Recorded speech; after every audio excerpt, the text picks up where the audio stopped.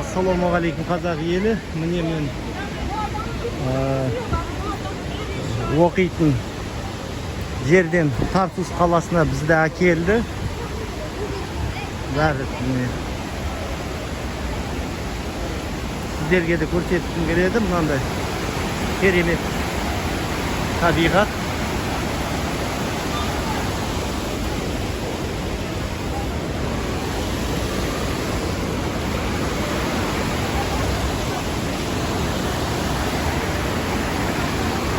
Мынау менімен оқитын балалар бәрі жас.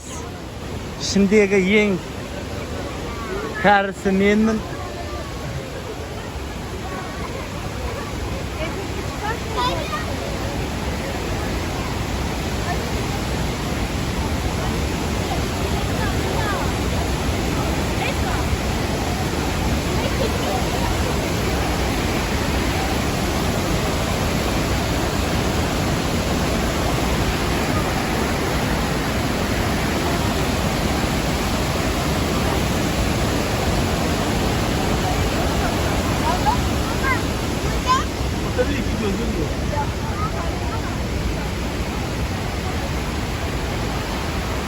Anao benim ustazım.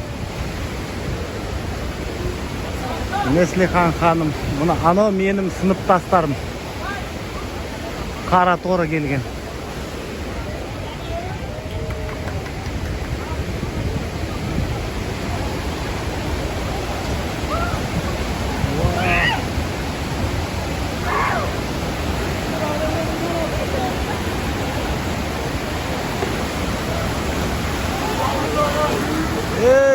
Batladı ғой мына.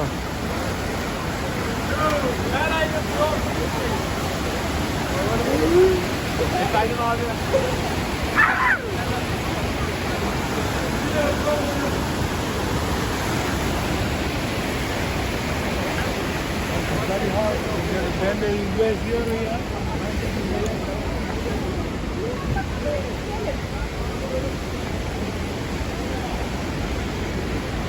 Ama benim klastasım. Benim klastasım. Çok güzel bir yer. Tarsus de bugün.